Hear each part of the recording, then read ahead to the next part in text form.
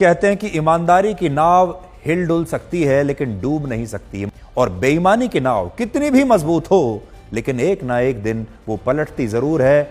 जब देश भर के 66 करोड़ हिंदू महाकुंभ के दौरान संगम में अपने पाप धोकर पुण्य कमाने के लिए महाकुंभ आए, तब इसी महाकुंभ में कुछ नाविकों पर श्रद्धालुओं की मजबूरी का फायदा उठाने के आरोप लग रहे हैं और इस पर भी बहुत विवाद हो रहा है।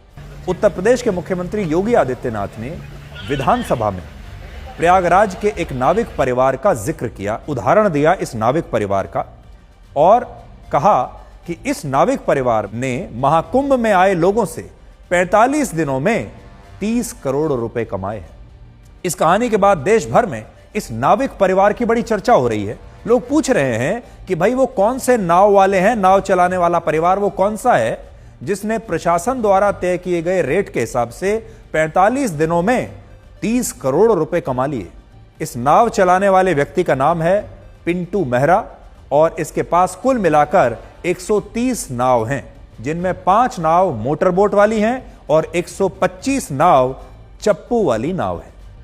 सरकार ने तय किया था कि प्रयागराज के बोट क्लब से संगम आने जाने का एक व्यक्ति का किराया 483 रुपए होगा। यह सरकार ने किराया फिक्स कर दिया था और दोनों तरह की नाव में अधिकतम 10 लोग ही सवार कर पाएंगे। इस हिसाब से 125 चप्पू वाली नावों से 45 दिनों में 10 करोड़ 90 लाख रुपए की आमदनी होनी चाहिए थी और 5 मोटर बोट से 54 लाख रुपए की आमदनी होनी चाहिए थी, जो कुल मिलाकर लगभग 11.5 करोड़ रुपए होते हैं। लेकिन इस नाविक परिवार का कहना है कि उसने इन्हीं 130 नावों से 30 करोड़ रुपए कमा लिए। अगर इन गरीब परिवारों ने अपने लिए कुछ कमा भी लिया, अपने परिवार के लिए कुछ पैसा कमा लिया, अपना कुछ फायदा कर लिया, तो इसमें किसी को कोई परेशानी नहीं होनी चाहिए। गरीब लोग हैं और मेहनत तो उन्होंने की ही है, ऐसा तो नहीं है कि मेहनत नहीं की, मेहनत की है।